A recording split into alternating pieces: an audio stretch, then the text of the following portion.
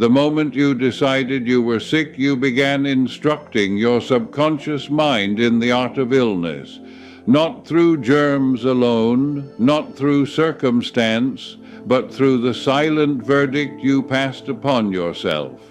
And now, even as you seek healing, that same instruction continues.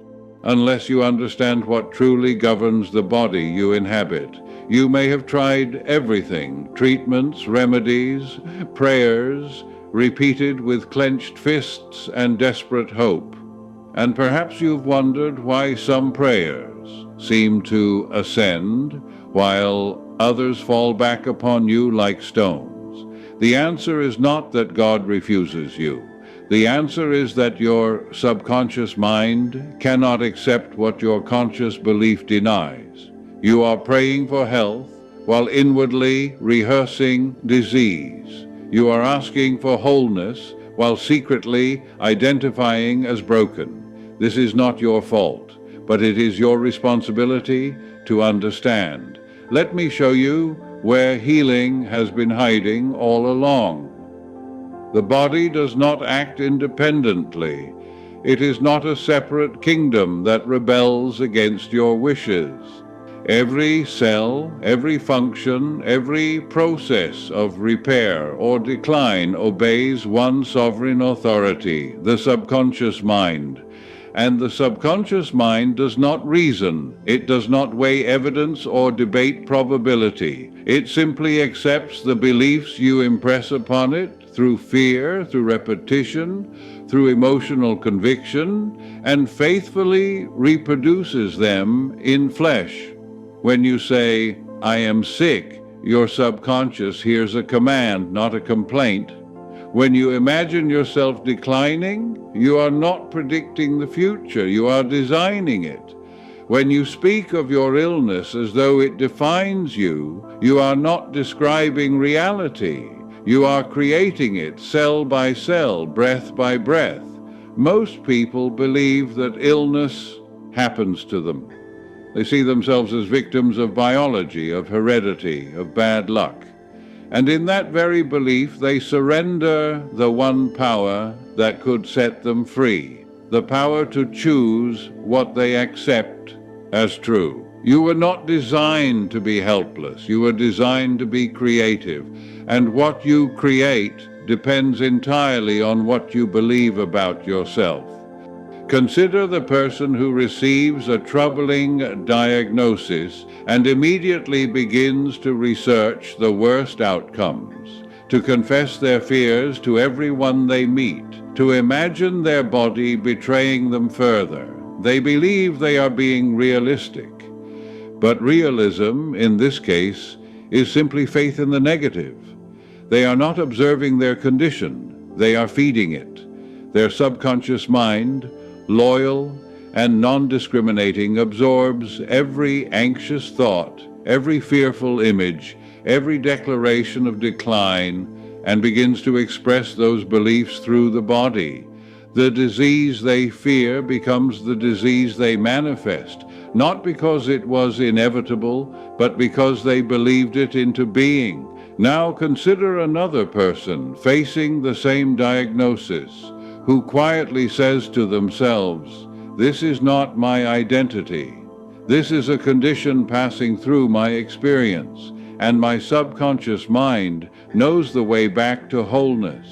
They do not deny the symptom, but they refuse to marry it. They do not fight the body, but they choose a new conversation with it. And something begins to shift. Not through effort, but through permission. Not through willpower, but through belief. The difference between these two people is not intelligence or virtue. It is simply this: one is giving the subconscious instructions for illness, and the other is giving it instructions for health. Healing begins the moment you stop trying to fix yourself from a position of brokenness. You cannot heal what you condemn. You cannot restore what you have exiled from your love. The body you have been fighting, resenting, fearing, It is waiting for your forgiveness. It is waiting for you to stop seeing it as the enemy and recognize it as the faithful servant of your inner beliefs. Every cell in your body is listening right now, not to your words, but to the feeling beneath your words, not to your prayers, but to the faith or fear those prayers carry. If you pray for healing while inwardly believing you are unworthy of it, your subconscious receives the feeling of unworthiness, not the request for health. If you affirm recovery while secretly expecting relapse, your subconscious registers the expectation, not the affirmation. This is why some people seem to heal spontaneously, while others decline despite every medical intervention. The difference is not luck. The difference is a belief made, feeling, impressed deeply enough into the subconscious that the body has no choice but to obey. Let me take you deeper now into the mechanism of transformation. Your subconscious mind operates through images and emotions, not logic. It responds to what you vividly imagine and emotionally accept as true. This means that healing does not require you to understand every biological process or manipulate every symptom. Healing requires you to impress upon your subconscious a new image of yourself, whole, vital, radiant, and to feel that image as though it were already so. This is not pretending. This is not denial. This is the deliberate redirection of creative power. Begin by withdrawing your attention from the condition, not through suppression, but through gentle disinterest.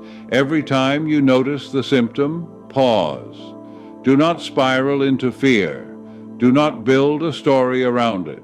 Simply observe it, as you would a cloud passing across the sky, temporary, impersonal, without permanence. Then consciously turn your attention toward the image of health you wish to embody.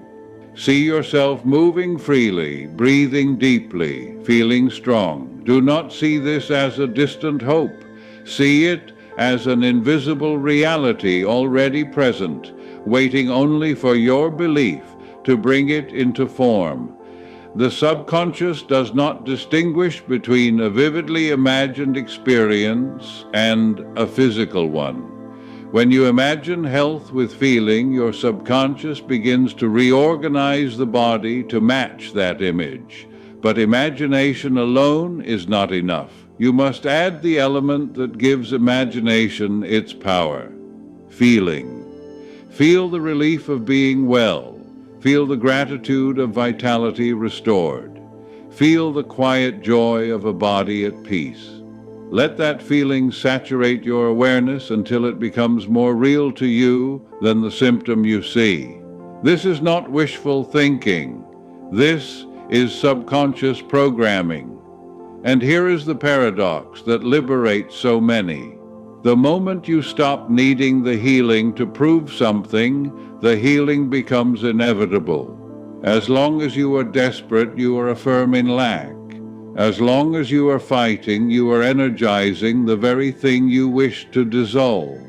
But when you rest in the quiet, knowing that your subconscious already contains the blueprint of perfect health, and that it is even now working to restore you, the tension dissolves, the fear releases, and the body, freed from the conflict of opposing beliefs, begins to heal.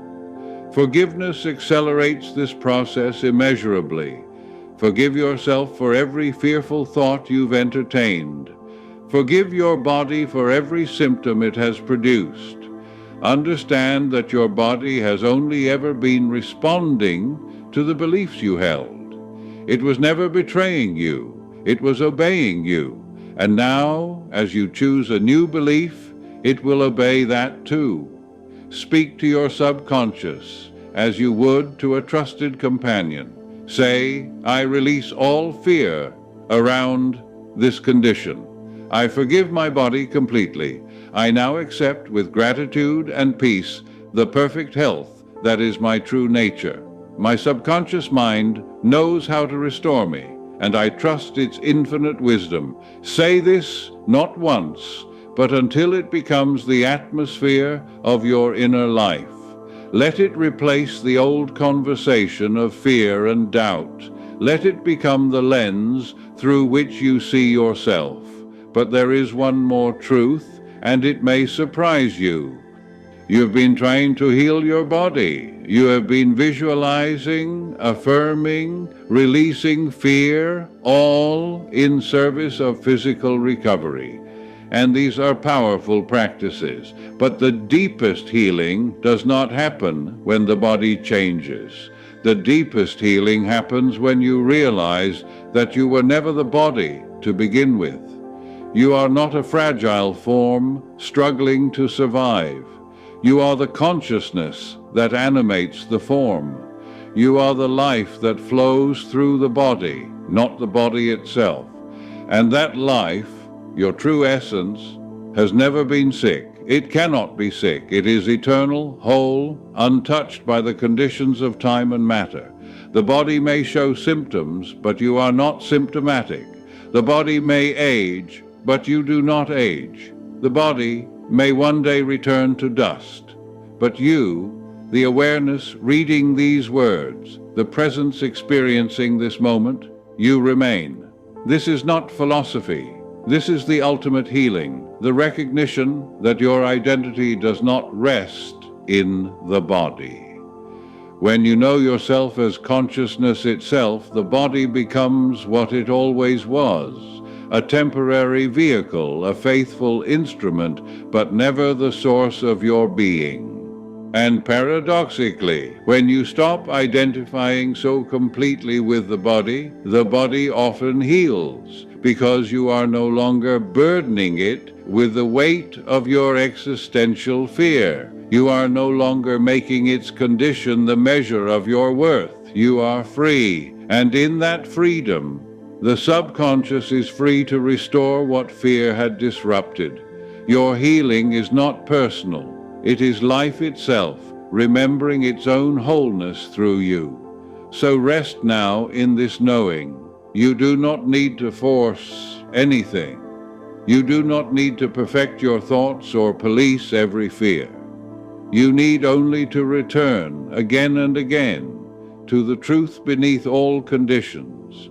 You are held by an intelligence far greater than your conscious understanding, and that intelligence has never stopped working on your behalf. The key to your recovery has always been within you, not hidden, not locked away, but quietly present, waiting for you to stop looking outside yourself for permission to be whole.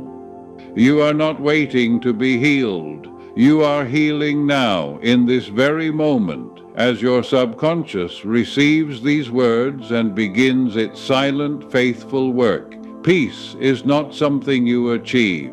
It is the atmosphere of your being when you stop resisting what is and trust what is becoming.